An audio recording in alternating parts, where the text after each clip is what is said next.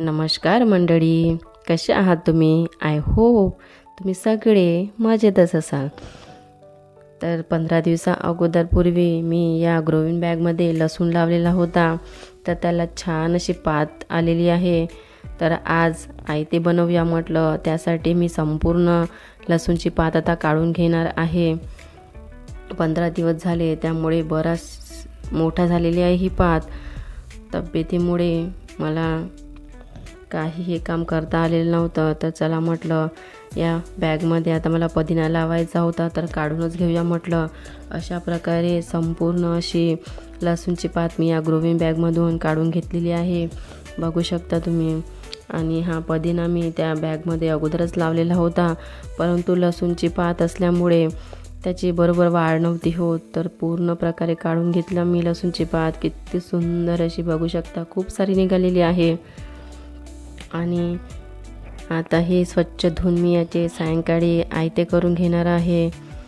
तर ही growing bag मी 2 वर्षापूर्वी order केलेली होती मीशोवरून, परंतु त्याचा उपयोग केलेला नव्हता. तर चला म्हटलं 2 वर्षानंतर का होईना आपण याचा उपयोग करून घेऊया. तर या ग्रोविंग बॅगमध्ये एका बॅगमध्ये मी मोगरा लावलेला होता आणि एका बॅगमध्ये मी लसूणची पात आणि पुदिना लावलेला होता. मी असं ऐकलं होतं की कोरफडमध्ये जर त्याच्या गरमध्ये लावून जर आपण कुठलंही झाड लावलं तर छान ग्रोथ होते. तर बघूया आता, मला असा अनुभव तर नाही आला, पण बघूया आता पुदिना कसा होते आणि काय होते. तर मी या ग्रोविंग बॅगमध्ये 2-3 महिन्या अगोदरच मोगऱ्याचं झाड लावलं होतं, परंतु त्याची व्यवस्थित अशी ग्रोथ होत नव्हती.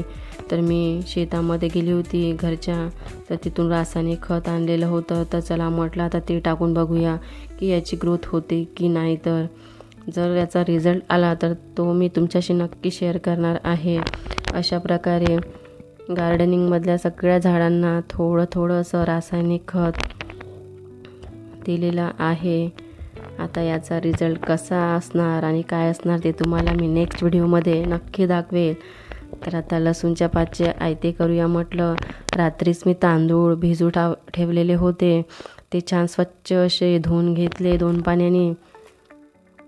आणि त्यामध्ये मिक्सरच्या जारमध्ये लसूणची पात, मिरची, सांबार वगैरे टाकून ते बॅटर करून घेतलं. त्यात संपूर्ण तांदूळ वगैरे टाकून छान असं बॅटर करून घेतलं. बघू शकता किती सुंदर असं बॅटर तयार झालेलं आहे.